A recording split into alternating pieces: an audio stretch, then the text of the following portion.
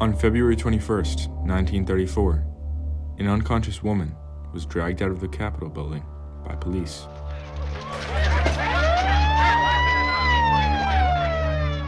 Someone at the Senate restaurant had reported a disturbance at 11 a.m. It was a surprising call for the Capitol Police to receive, a request to remove a small, unassuming woman who had refused to leave after she was denied a table. This type of protest was unusual in the hallowed halls of the U.S. Senate.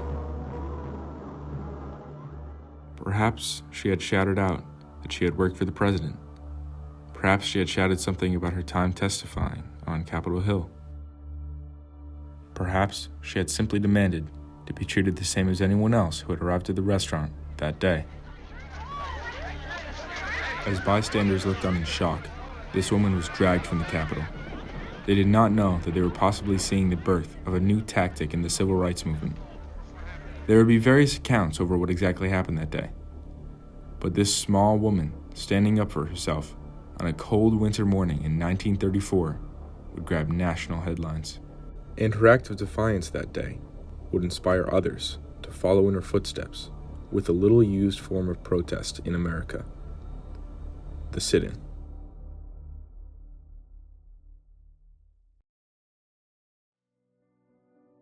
W.E.B. Du Bois confidently approached the podium at Oregon University. Students crowded the auditorium, hoping to hear the editor of the NAACP's Crisis magazine speak. Among the audience, a young woman, an excited, passionate, and ambitious Mabel Byrd, sitting on the edge of her seat. However, what the hordes of excited students didn't realize is that a few weeks prior, it was Mabel who had sent a letter to Du Bois, inviting him to speak. Her letters and enthusiasm must have impressed the civil rights activist, or perhaps it was because the young student had already made history as the first African American enrolled at the University of Oregon. After some correspondence, Du Bois agreed to travel across the country from New York City all the way to the Pacific Northwest to fulfill her request for him to provide some inspiring words to Oregon University. Not 1 year later, Mabel was on her way to New York City to work with Du Bois at the NAACP Crisis magazine in Harlem.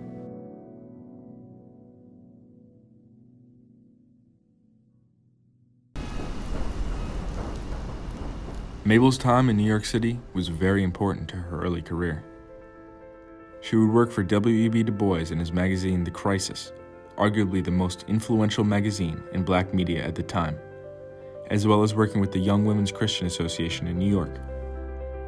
She accomplished many impressive tasks, such as creating an alumni chapter for the University of Oregon. She earned a notable reputation.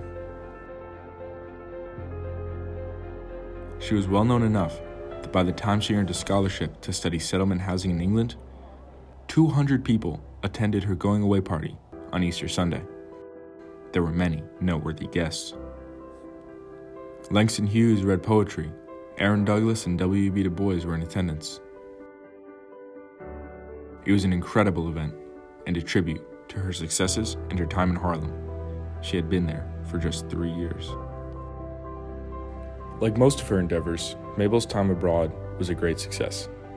She found a job with the International Labor Organization, connected to the League of Nations, and spoke at the 6th Congress of the Women's International League for Peace and Freedom.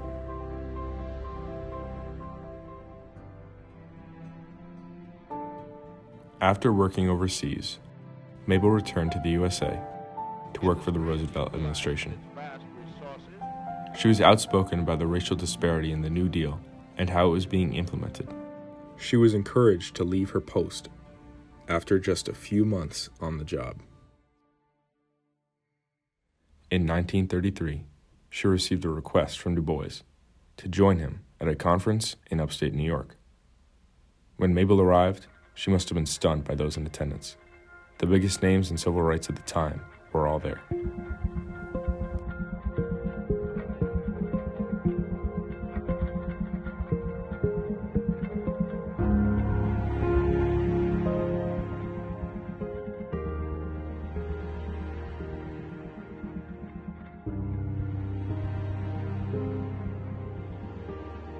It is hard to believe that the gathering of activists did not influence Mabel's decisions in Washington, D.C. the following year.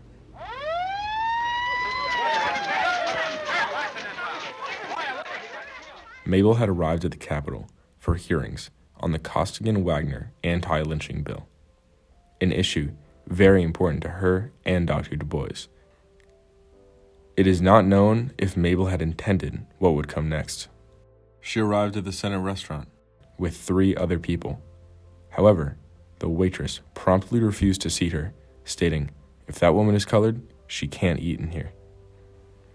It should come as no surprise that Mabel immediately protested this treatment, and in doing so, inspired a wave of sit-ins and protests aimed at ending segregation within the U.S. Capitol building.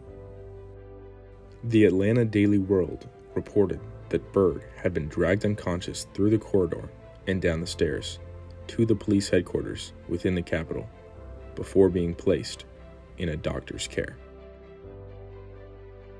What followed may be considered to be gaslighting perpetrated by the most powerful man in Washington. Senator Royal S. Copeland, chair of the Senate Rules Committee, stated that Byrd's party was not denied service due to a race, but rather because the establishment was full. Copeland then, thinking he had found the ideal solution, ordered the restaurant to reserve a table specifically for African Americans. The sergeant at arms even weighed in, this time blaming the waitress who had refused to seat Mabel.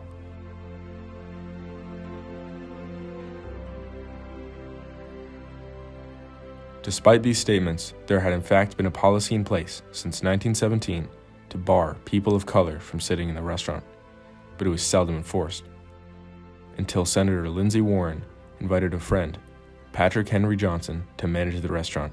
He set about implementing the policy. Under the spotlight of the media, in the following days, people of color were allowed to eat at the Senate restaurant, but over time, the staff began to discourage, then make excuses, then slowly once again outright bar those who were not white from entering. Others followed in Mabel's footsteps. There were larger sit-ins and brief periods where the rules were not as sternly enforced.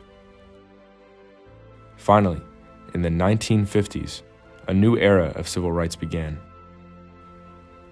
A reverend from the South was encouraging all manner of sit-ins.